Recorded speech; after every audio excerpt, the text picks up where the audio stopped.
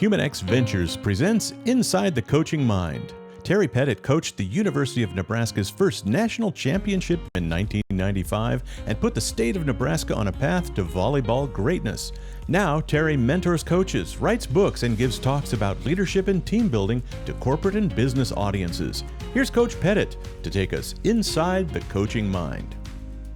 Thank you, David Young. And before we get to our guest today, Kirsten Bernthal Booth, I want to thank Brad Black and Humanex Ventures. And if you wonder what Humanex does, Humanex hired PJ Fleck, or was involved in the process that hired the Minnesota head coach. And Nebraska plays Minnesota in football Friday night. And one of the interesting things is Fleck is 6-1 against Nebraska, and he was hired despite many other high-profile coaches listed based on the intense interview process that Humanex does when they hire coaches. So that's just a little addendum to that match tomorrow night.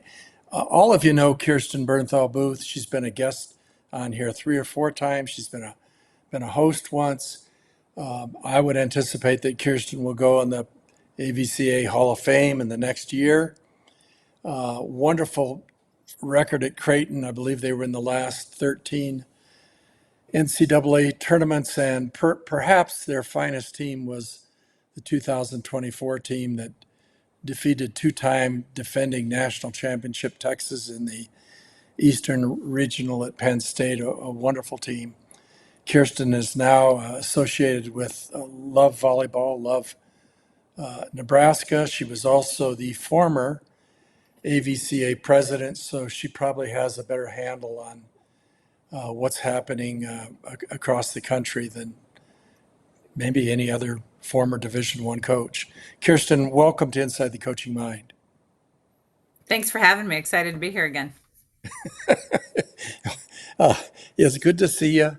Yeah, you wear many hats. One of the hats you wear is a mother of 2 players playing volleyball, one at Northern Iowa, one at Elkhorn North. And last year, even while you were at the Eastern Regionals, I think you made an appearance at Louisville to watch your daughter play in the, was it the semifinals of regionals? Northern Iowa against Louisville. Yeah, it was the second round. Second round. Yeah, she was a back row setter and played extremely well. And Bobby Becker, Northern Iowa's head coach, her daughter came off the bench for Louisville and came in and do a good job. So when Reese decided to go to Northern Iowa, did you offer a trade with Bobby that you would get Peyton Peterson if Reese went there? I definitely tried. You know, we recruited Peyton pretty hard and thought we had a pretty good shot at her. So I feel like, Bobby definitely owes me one that we didn't get that done. Yeah, and Peyton is having she's gone up another level, having a wonderful season, as your daughter. Your daughter leads your team or leads Northern Iowa in assist, and Bobby is one of the best coaches in the country. So it's wonderful when you can send your kid off to a coach that you know is going to understands everything that's needed from a student athlete. Now, Hayden is she a setter as well? She is. She's a senior in high school, and I do have an 8th grader, so we do need to make sure that everyone knows I have a 3rd in case she listens to this. Yeah, is Berkeley playing on an 8th grade team? Yes, they've finished. We don't need to talk about her, but I don't want her to be like, Mom, where am I in this? I've been forgotten. So No, Hayden's a senior, and she's going to attend Bradley University, which is also in the same conference as Northern Iowa. And one of my alums is actually, one of my Creighton alums is the head coach there, Alicia Williams. Oh, I didn't know that. Well, that's wonderful. Mm-hmm. So you've got it all in. And that brings us, looking at the conference that Creighton is in, the Big East, Marquette was always a top 15 team. However, I believe Creighton probably defeated Marquette in the conference tournament at least 10 years in a row. And that's pretty unusual, particularly when Marquette had big wins against, top ranked teams. Why do you think that happened? Or is that explainable? Yeah, I sometimes was kind of shocked by that too, because I think there were a couple years that Marquette was better, maybe physically better than we were. For some reason, they struggled against us and they would beat other teams. And I'm not sure the why behind that, Terry, but I've been on the other side of that, some with my team kind of walking in, it's almost like you have a 5-point deficit on the power of belief.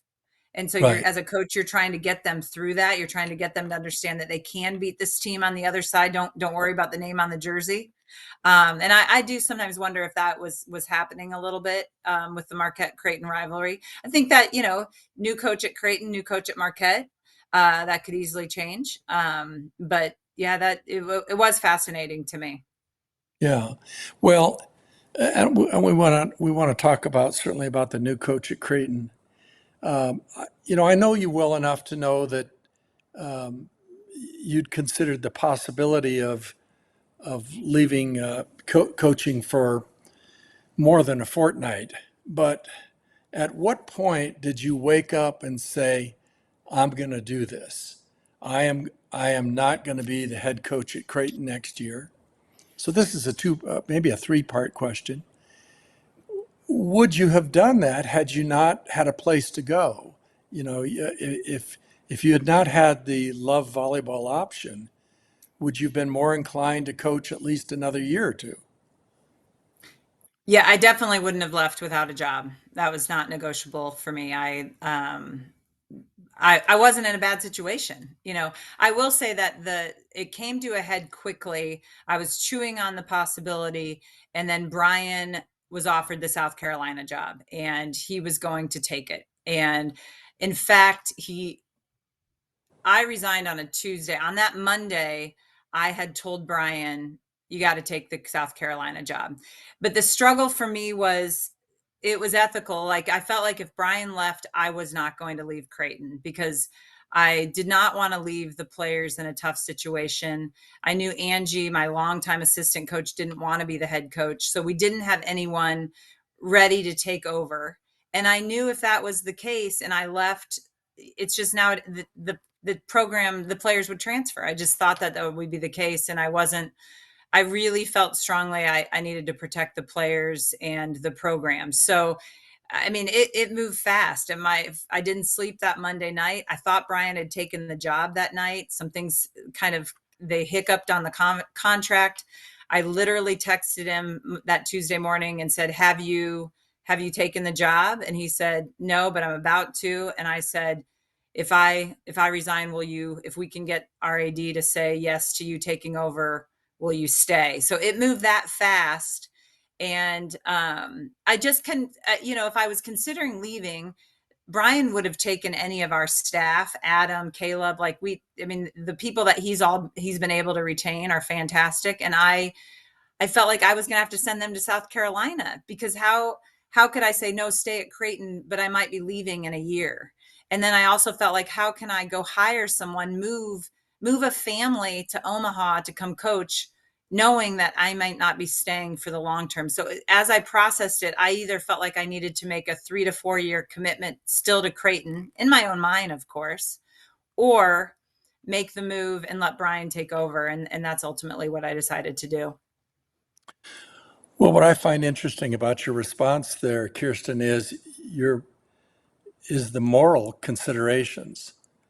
And I wish I could say that every coach would go through that or every person would go through that about what's the right thing to do, what's the best thing for the program, because we're living in a world today where some leadership only considers what's best for them at that moment. So congratulations on shuffling through that. I was surprised when Tom Mendoza left South Carolina for Marquette because you're leaving a Power Four program for a school that is an independent school in a non-Power Four conference, in a conference that has not emphasized volleyball, although schools like Creighton and Marquette have.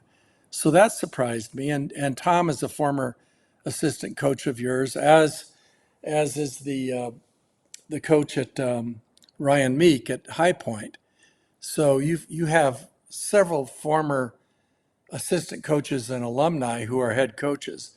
But in your mind, Brian was the person that was best suited for that job. And what were the reasons for that? What are the characteristics that made that an easier decision for you? Yeah. Yeah, I think all of those people would have been interested in the Creighton job, to be honest. First of all, you've got the continuity of the team this current team knew Brian, liked Brian. I also knew Brian really trusted the current staff. The staff trusted Brian. I definitely had conversations with, especially Angie, to say, if Brian takes over, will you stay? And her answer was absolutely. I mean, Brian is a much easier person to get along with than I am. I mean, Brian is a pleaser so he's just a really upbeat, consistent person. And I thought that was really important. Now, when I say he's a pleaser, he can also make tough decisions. So I think sometimes if you're too much of a pleaser, that's not a good thing. He's really good at empowering. I thought he's an incredible recruiter. He was leading our recruiting. So that's such a big part of running a program. And then I had given, the way that I kept Brian for the last year or so was to give him a lot. Like he'd come in and be like, I need to learn this. So, sometimes in leadership, the best thing you can do is give away tasks. And I don't mean that as a lazy thing, but I think that's an empowering thing. And so I saw him taking different facets of our program and taking ownership and knew he was ready. And then the other thing is he'd built a Division II power. So he'd already been a head coach. If he'd never been a head coach, I probably would have paused a little bit, because I do think being in that head coach seat is different no matter how great of an assistant you are. That transition Right. can be hard for people. But he'd already been a successful head coach. So I think any of those people you listed could have come and done a fantastic job. But I do think he was the right hire for this time. And I can tell you the players are loving it. Everything is moving in the right direction. And they went through a gauntlet of a preseason or pre-conference schedule and survive that, and I think are really doing well. Yeah. With schools that have football generate or have the potential to generate considerable NIL. I think it's somewhere around 23 million that they split up among programs, most of it going to football and men's basketball. But in a conference that doesn't have football, how does that work? I mean, do Creighton, Marquette, St. John's, Seton Hall, DePaul, do they have an in-house NIL? So the advantage that the Big East, for instance, these schools that are not going to hit the cap, if you don't have football, you're probably not going to hit the rev share cap, that 22.5 number that you talked about this year. So for Creighton volleyball, this was a huge advantage because, the school is giving us a small amount. Obviously, I felt like we should have gotten more, but that also hit that we weren't hitting the cap. And so if I, or now Brian, could fundraise, we could fundraise whatever amount we needed to use toward rev share, because we're not hitting that cap. Now, if you were at a P4, you talk about South Carolina, and I'm not speaking specific to South Carolina because I don't know, but I do feel pretty confident they were getting 0 rev share for volleyball. So that makes you immediately not overly competitive to get the top kids.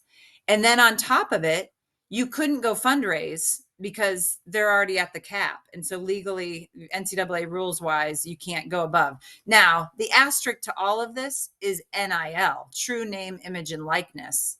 And that is the part that is still a little gray, because supposedly they're monitoring that NIL. So McDonald's wants to do an advertisement with an athlete. I mean, pick your local business or pick a business.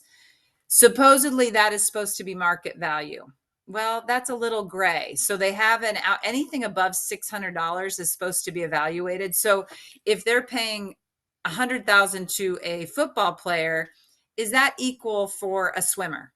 Right. So some would say no, in market, that's not equal. So if you have a donor wanting to give $100,000 to a swimmer or a volleyball player, they might say that doesn't pass the mustard. That's not market value, while a football player might be. I don't know if that makes sense. So there's so much gray right now.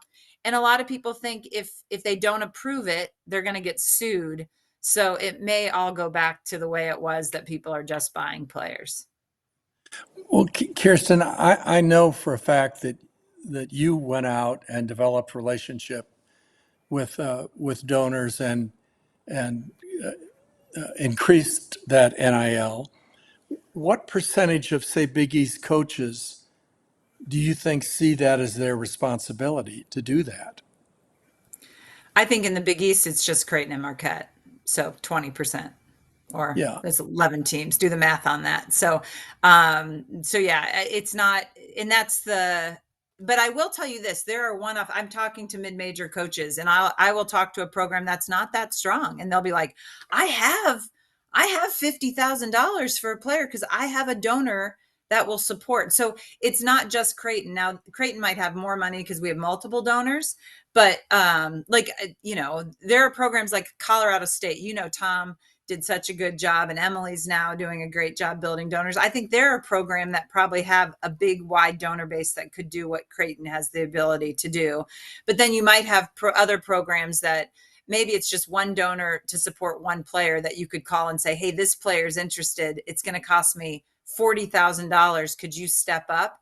And if you are at a mid-major that's not hitting that cap, that's a real possibility if your AD will allow it. Again, if you're at a P4 and they're at the cap, the answer is going to be no to that from a rev share standpoint. Yeah. And see, I believe that that's a coach's responsibility.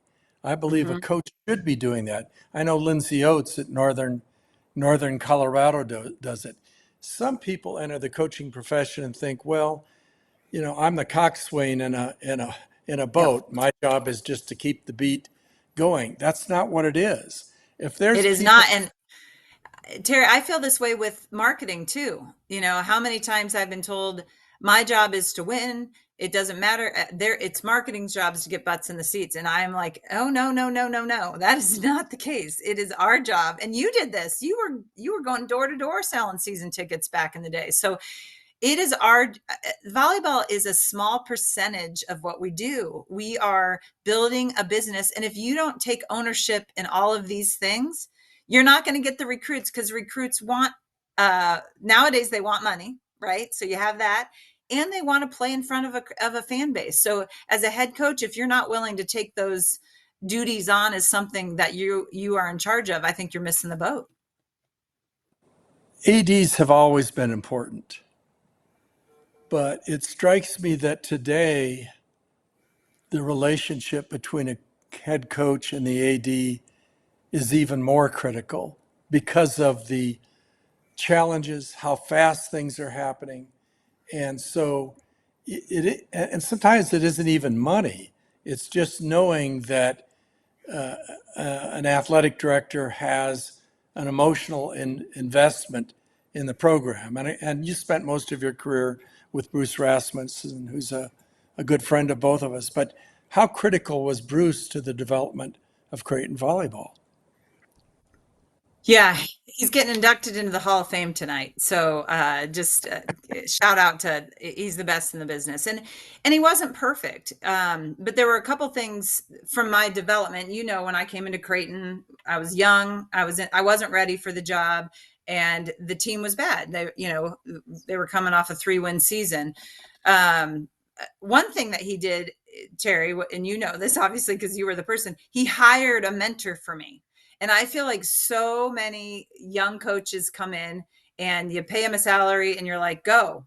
And they're not, especially women sometimes, because we want women to coach women. And so sometimes you end up hiring people in their 20s like myself, and they need someone outside of their staff to help them. And the thing that I always felt that mentorship helped was I wasn't just calling when crisis hit.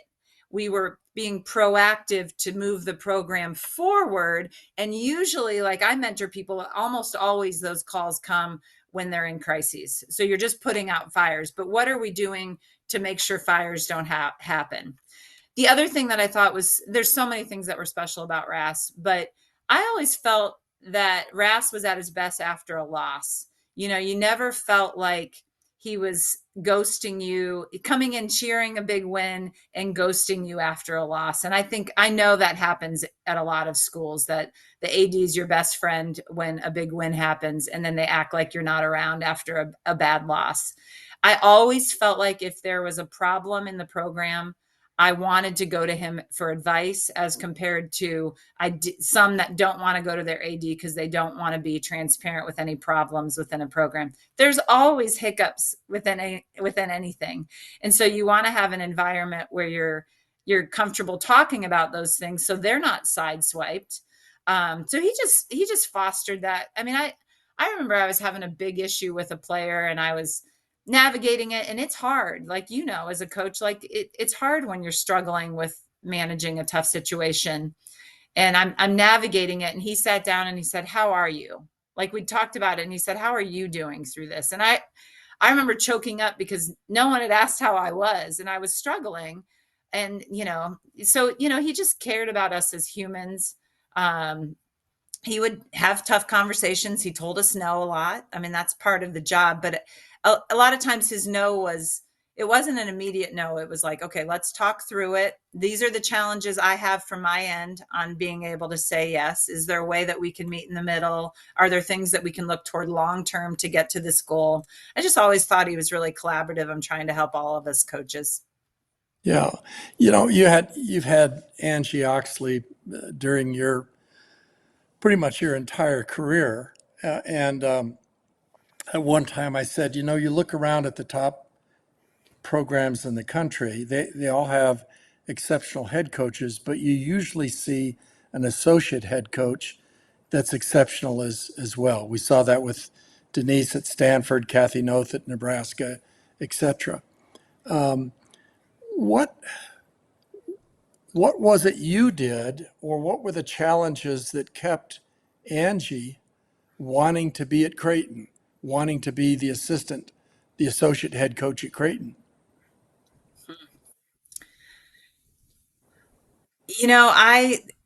I probably didn't recognize till I was 10 years in how awesome Angie was. I thought she was good all the time, and I knew she was a great human. But man, she developed so, as did I. I mean, we were both young, right? She's 23 when she comes in. I'm 27. And we both developed a lot. Um, I, it'd be interesting to ask her that. I think something I do well is let people I mean, I ask my staff pretty regularly, what do you love doing? So I would have those conversations with Angie and others, like, what do you love doing? What do you think you're great at? Every time an assistant would leave, I'd say, do you want to be the recruiting coordinator? And her answer to that was no, I don't. And so we would have those conversations of, what do you want to do? And then, sometime that would lead to, well, I'd like to be the lead in this a little bit more. Okay, well, let's see if we can make that happen. And so I think one of the things that I was able to do with retaining great staff was asking them what they think they're great at, and how do we allow them to be great at that. And obviously sometimes you have to say no, but I really did work hard. If I thought someone was great, if I really wanted to retain them, okay, so how do we make the destination you're trying to get to? How do I help facilitate that? Yeah, I'm looking at the roster of some of the players, and some of the ones that are in the last 7 or 8 years, player like Jaylee Winters, Taryn Cloth, Nora Sis, Ava Martin, Kendra Waite. That's a different level of player that you were able to recruit, say, your first 10 years at Creighton. And that's because of the success of the program. But what a wonderful group of players. All of them have or will be playing professionally. You have to be proud of Taryn Cloth, who played in the Paris Olympics. You went out there to watch her play. Somebody who who played indoor, and then after her eligibility was done at Creighton, she goes to LSU. I believe she was the AVCA Beach Player of the Year. She and her beach partner, Kristen Nuss, have been the #1 ranked beach team in the United States. So talk about Taryn a little bit. Yeah.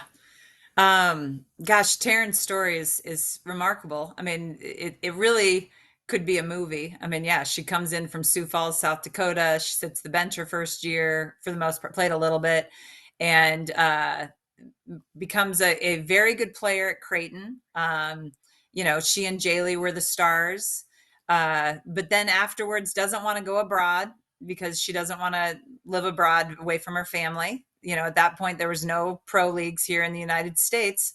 Very academically focused, decides to go play beach. And I just love this story. So she graduates in 3.5 years. So she gets that spring to kind of get acclimated of her 4th year. So her 5th year, she starts and she's playing number 3 on the, it's doubles. So she's number 3 doubles, and COVID hits. And I remember her calling, crying and saying, "How is this happening?" And COVID changed the trajectory of her life. So when most people were hanging out with family and just chilling during that time, she was reshaping her body, becoming a beach player, and took that COVID year. And by the next year, she was playing #1 with Kristen, who Kristen still is maybe, but at the time was the #1 beach player ever. And they have the biggest size discrepancy at the Olympics they did, because Taryn's 6'4" and Nuss is 5'6", 5'7", I think. So Nuss is really small and Taryn's really tall. And then they've had such loyalty. I mean, I think we've told the story, but how they got to play together. Usually after college, you have to split up, and some serendipity jumped in. Someone dropped out. And so Kristen got to play in a tournament in Australia that they paid $8,000 at the last minute to get a ticket, and they win it. So all of a sudden they have the points that they can play together. I mean, it's really a remarkable story. And in beach volleyball, I've learned you don't stay loyal to a partner. I mean, it is constant kind of movement, and they have stayed loyal to each other. They go on to Paris, kind of have a disappointing run at Paris. I mean, they do well in pool play, but get upset in the tournament draw. And now they've really leaned into that. They've leaned into that, what they would call that failure. And obviously being an Olympian is never a failure, but they've leaned into that and set their goals on LA. And man, I've just seen so much growth from her and the human that she is. But it is an awesome story. And I talk to people in the beach community and they love them. I think they're good people. When you listed off those players, Terry, of great players at Creighton, I mean, the first thing was, man, I love her. Oh, I love her. I mean, it's the best thing as a coach is when they're great players and they're just awesome humans. And, I just was really lucky to coach so many great people that happened to be great volleyball players. Yeah. Did the type of problems or challenges you have with players or change? Is it different now than it was 10 years ago or 15 years ago? I think a lot of people would say yes. For me, it was no. I was just so much. I think I developed a lot over the last 10 to 15 years. So I feel like our program was so much more proactive the last 10 years than we were reactive. And so what I mean by that is we would always sit down in January and say, what are the potential problems for next year? Usually it would be, well, this position is going to be a dogfight and someone's going to be upset, and how are we going to handle role acceptance? Or maybe it was depth, but we'd always identify what the problem was. And then we'd spend the spring kind of dealing with it. If it was something on the court, we'd try to work on it. But if it was something emotionally, I mean, I remember my last year, we knew we were going to have 19 players because of COVID and some transfers we picked up. We had a way bigger roster than we'd ever had. I mean, we usually like to be at the 16, 17 range. So during the spring, we spent a lot of time talking about how that was going to be. Like specific examples were, if I had a match that I was going to get to clear the bench in the past, I could get everyone in. I had enough subs. We had a small enough amount of people. So we talked about like, hey, when we clear the bench, I'm not going to probably be able to get everybody in. And that's going to make some people feel bad. And let's talk about that. Let's talk about that. That's not personal. We'll try to move it around, but don't read into it that you're last on the bench. It's just going to be circumstance. So I feel like it got easier because I was maybe better at understanding probably problems. And then the other thing that changed so much the last, 10 years was stats. So I'm not an analytical person, but stats helped me a lot. So a player could come in and say, why am I not the starting libero? And I could give them numbers. And so I could say, this isn't personal. I love you. That I'm not making a decision based on, you're all great kids. And fortunately, I did have situations that they all were great young women, but the numbers, this is why I'm making this decision. So making that a little bit more objective in a lot of positions made, I think, it easier to have those conversations. Mm-hmm. There were several times that you had the opportunity to go to a different school. I know because I was aware that you visited schools and you were offered positions. And some of them certainly had larger budgets. They were in more prominent conferences. But you kept coming back to Creighton. What wasn't at those schools that Creighton provided? Well, first of all, I only went on campus to one school over my 22 years at Creighton, but I did talk to different schools. A variety of things, Terry. I mean, I think part of it was there is something to be said about being a big fish. And at Creighton, well, up until the last couple of years, we were considered number 2 on the totem pole. It was men's basketball and then it was volleyball. I always felt that support. And if you go to, pick your P4, you might be 10th on the totem pole. So, if I needed access to the athletic director, during most of my career, I had access, we would work out things. So the grass isn't always greener on the other side. I felt like we could build a powerhouse program at Creighton. There were family things that came into it. I loved Omaha. My family's from Nebraska. But I would say as my kids got into high school, I was committed to staying here. But prior to that, we would have been okay moving.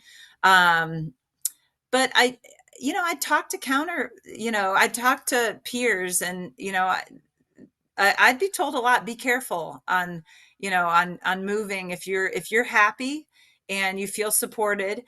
Now, did I feel like we could win a national championship at Creighton? I mean, you and I had that discussion some. I don't know if I felt that way 5 years ago that I thought we could win a national championship. And I think it's closer now than it ever was. I think we are. And last year I felt like we could win it. I mean, I looked at the teams that we were competing against and I thought we were good enough to win it. So that's always been something that's lingered. The biggest thing we recruit against is the Big East. I mean, just that, players want to play in the Big Ten or the SEC because, the league is stronger, and we would counterpunch that with, we're going to play the most aggressive non-conference season in the country. Non-conference schedule in the country. So that was kind of how we counterpunched that. But that was definitely the hardest thing to recruit against. And now you're counterpunching or will be counterpunching against the Supernovas because you're employed by Love Nebraska. And so we have 2 professional teams in Omaha, Nebraska. And I think the volleyball community as a whole is hoping that at some point we have a merger here because we all want to make sure that women continue to have the opportunity.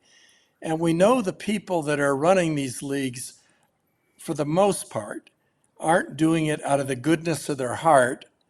They're doing it to make a profit at some point. I don't know if that's fair, Terry. I think you can have those. I think you can have a idea to make money, but also do it for good reasons. At least within the Love League, the people that I've spoken with really do. I mean, our leadership team is almost all women, and I think they are in it to build, a women's sport and feel like, volleyball is the number 1 sport for girls team sport in our country. I mean, and we see what's happening in the WNBA and women's soccer. Why not volleyball?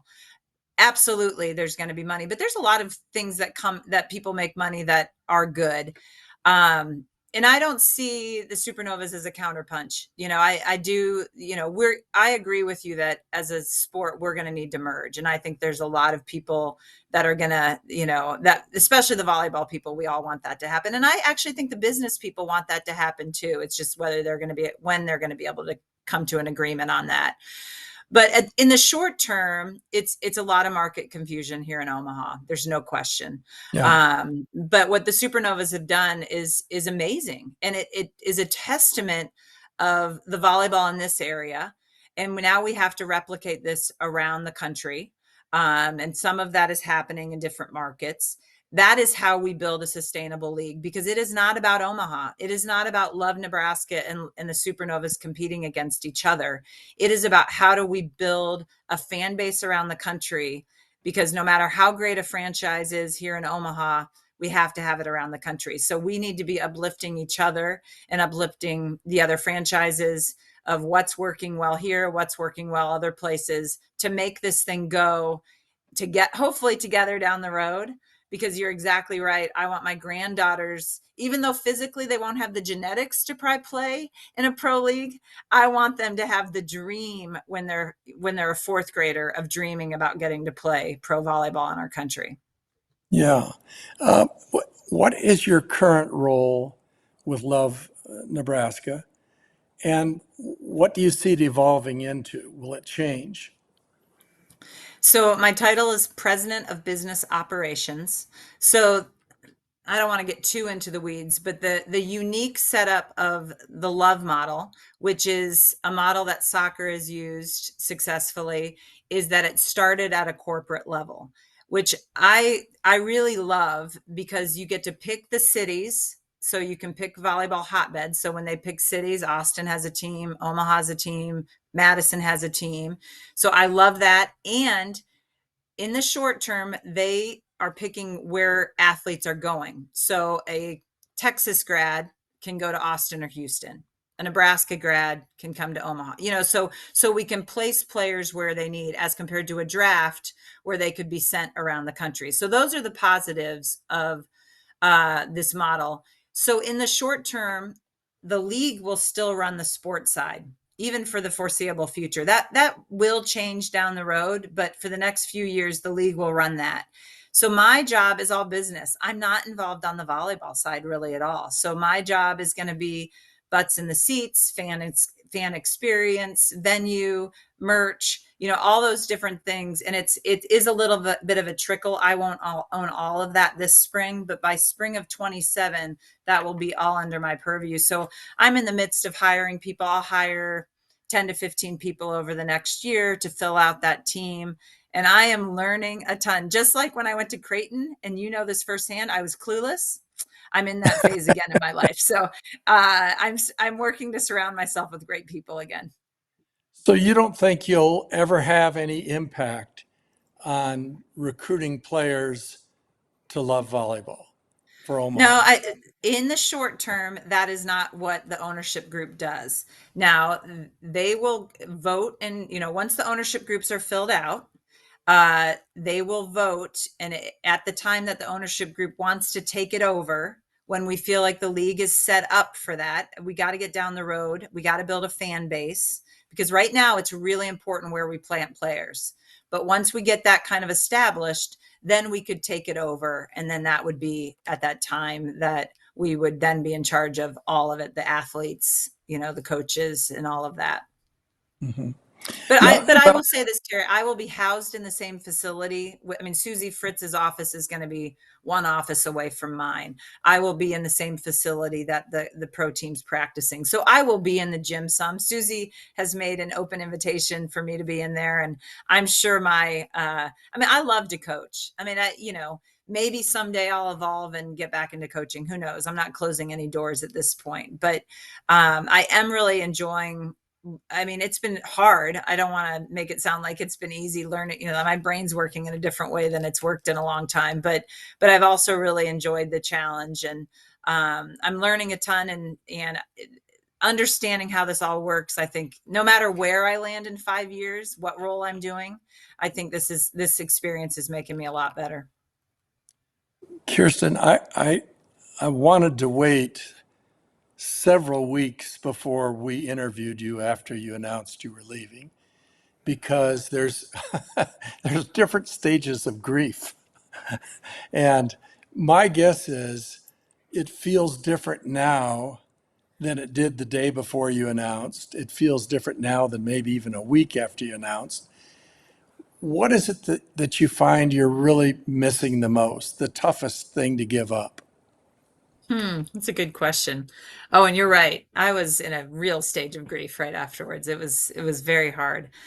Um, I would say, I mean, the player interaction for sure is probably not, and staff. Like I miss, I'm working remotely right now. That's going to change in about a month. And I have learned I don't like working remotely. I really miss not only player engagement, but staff engagement. That gave me a lot of energy. I love game days. The thrill, the roller coaster of coaching, I hate it in some respects, but I loved it. The thrill of a big win, but the agony of defeat, man, I don't miss that pain. And I never carried that well. I feel for coaches. I root for coaches now. And then situations, I just feel that pain, when Creighton lost some of those tight matches or lost some early, like I just ached for some of the decisions I knew Brian was going to have to make because they were in some position battles. Like, I don't miss those things. And so I have great empathy of knowing how hard that is. If you're a good coach, you should care. You should feel bad. I really think, when you're in a position battle and know you're breaking some kid's heart, if that doesn't bother you, you're not in the right profession, because I think you need to care. But I would say that, yeah, I loved being in the gym with the players. There's lots of things that I miss. But yeah, game days and just the personal connection with the players and staff, I'd say.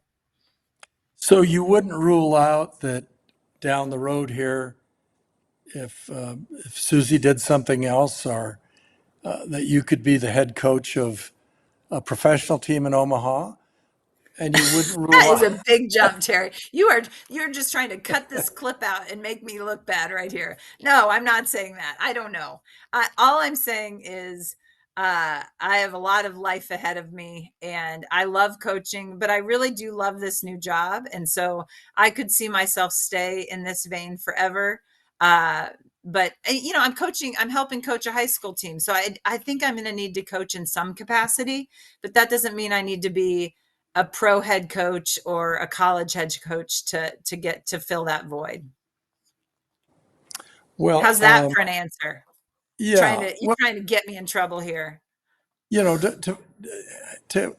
want to get back to the responsibilities of an exceptional head coach. You've developed relationships with people that have really helped your program. The volleyball arenas, the David Sokol Arena. Ruth Scott has, I believe, she redid your locker room. She built a building across the street. She and her husband built a building that you practice in the off season. Younger head coaches wouldn't have any idea how critical those relationships are. And so, when did you first become aware that was, if Creighton was going to reach its potential, you needed to have allies and angels? Well, I mean, again, this comes down to Bruce Rasmussen. I didn't know that, and I didn't know how to do it. But I saw Bruce do it, and I saw him help me make connections. The biggest thing I asked him one day. I said, "How do you do this?" Like, and he said you form true relationships with these people, and he said, and if they say no, you don't take it personally. And I've really held on to that. Like, these people that support the Creighton volleyball program are friends. And if they say no, and they've said no, like, we're not interested in this project, it's not you can't be angry. You can't make your relationship transactional if you're really good at fundraising money. They have to buy into what you're doing and buy into your play in the coaching sense. Like, they have to buy into your players and who they are and what you're developing. And so I really believed in what I was selling. I felt like we truly were developing leaders for our community. I felt like we were doing it the right way. So it was easy for me to sell that, hey, is this something that resonates with you? And we had a lot of generous people in our community that would give. And then they get to a point that they start to trust you. So they might just give some money and say, use it as you see fit. And that's how a lot of our money came in toward the end, unless there was a big project, of course. But really RAS was the one. And honestly, Terry, I leaned into fundraising much, much more after RAS left. He led all that. And so for the last 4 years, I would say 30% of my job probably leaned into fundraising. And I hadn't done that prior. There was just a need that was going on. And a lot of these donors wanted to have that personal connection, and they knew me. So, and then at that point, I shifted responsibilities within our staff. I mean, it was a whole discussion of, I have to spend more time doing this because this is a gap that's happening and I can do it. So Adam, I need you to step up more. Brian, you step up. And we delegated duties at that point. Yeah. Well, you adjusted, and that's harder in some ways for successful coaches to do, because the tendency is to want to do the same thing you've always done that has brought you success. Here's an unfair question, but you're the right person to ask. And I know you have nothing to do with the Love Volleyball roster, but I watched Love play last year. Why is Kendra Waite not on that roster? To me, she has the potential. She has the potential to be an international libero or setter, a tremendous athlete. And, so I'm lobbying for Kendra. Do you have any influence on Susie and Kendra Waite? Well, again, Susie doesn't pick her roster either. So FYI, that's done at the league level. I have no idea where Kendra Waite fell on the list. I think she's still planning to play this spring. So, Kendra's young. A lot of the Love athletes, a lot of the younger athletes are going to MLV PVF, while a lot of the Love athletes are the established pros, the Olympians. And so, it's probably going to be a progression of Kendra's development to have that opportunity. And again, it's not specific to Kendra, but I would say, they want to bring in athletes that have established that we're the third ranked league already in the world behind Turkey and Italy. And that's been very, very important as we've built this, because we want to keep the top talent in the country. Because right now, some of these top players are saying, hey, we need to still go play in Europe, because that's how I'm going to have the best chance to be an Olympian for the U.S. team. So we really need to establish our league as being really, really high caliber so that we can retain the top talent in our country. And here's where I would have a different take on that. I watched Maddie Kubik play for Love Volleyball last year. I thought she had made tremendous improvement from when she was a college player. I believe she went to Puerto Rico for a while, but by the end of the season last year, I thought she was Love Nebraska's best outside hitter. And the other thing is, people in Omaha want to see Maddie Kubik play. They would rather see Maddie Kubik play than somebody from Turkey that might technically have more international skill. That's where I, if I was going to make an adjustment in Love, I think they're making a mistake in not building their brand around athletes that we all have grown up watching. And my dog is going through a crazy time right now. Rocky wants to be in the show.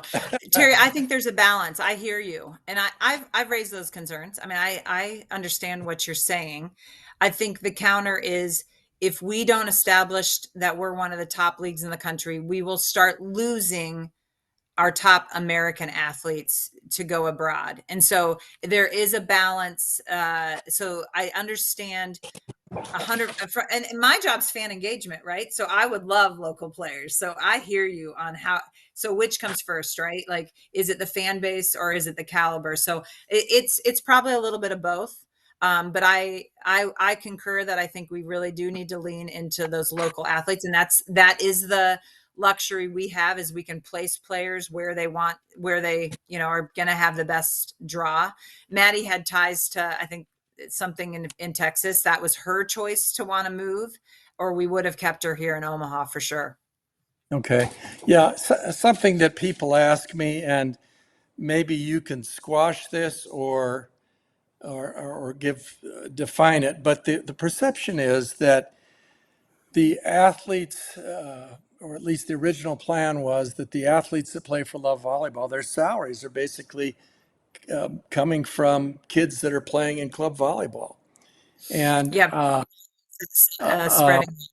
but it can't be from ticket sales, because you're not generating enough income in ticket sales to Well, pay. we're not in the black, so it's not coming from youth. So that is not the case, and I can say this as a parent of kids at a Love Volleyball club. So you have Love Corp, but you have Love Club and you have Love Pro. These two pockets are not intermingling. Okay, so Well, that's the big takeaway. They are not intermingling. Now, the profits from Love Club can help give some runway to Love Pro, but it is not that people are being charged more money. I mean, I can tell you, my kids' club here in Omaha, we are building a 10-court Terraflex facility that is about done. It's going to be done in the next month. And our dues are not going up at a higher rate than they've ever gone up. There's always a percent increase every year, like anything, right? But this is not, I mean, I'm hearing 100, people are saying it's 100% increase. There's all these different things. They are saving money right now by streamlining. Apparel is now all the same from Love. I mean, different colors, of course, but they have an apparel deal. They have all these different streamlining that they're able to save money that way. And then they will start running tournaments that will be open to everybody. And there's revenue from youth tournaments. So it is not, again, I can say this firsthand, it is not because rates, and a rate in a team in California might be paying triple what a team in Nebraska is paying. And that's because that's what they were charging prior. It is based on, the clubs are still running their own club based on the model that they had set up. what will it cost for Hayden to play club volleyball this year? Gosh, I think around $4,000. It's a lot. And I think this is an issue That for doesn't include volleyball in general. Does No, that doesn't include travel? Nope. No. Okay, so And I would say, if you look around at top level clubs around the country, we are on the low level of that, which is sad. I mean, that's a whole nother can of worms. And I will say one thing I do, and I don't know, we have the Love Foundation. So for the Premier didn't have scholarships prior, and now there are some scholarship opportunities. Now that's not changing the world. That might be a couple kids, but I do think that's a whole nother can of worms that are those talked about. are scholarships based on talent? No, they, no, they that's a good question. Those would be need based. Yeah. okay. Kirsten, I shouldn't be a fan of somebody and want them to do something they don't want to do, but I certainly hope that you have the opportunity to come back and coach again. We can't afford to to lose people that are as talented as you, and more importantly, have the sense of values that you have.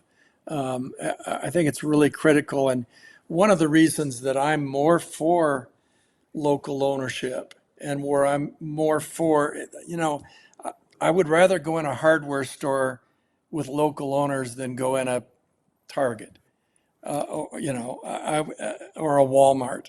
I and one of the things that made Nebraska volleyball were all these teachers, like Myron Olerking, your head coach, who also volunteered his time as a club coach.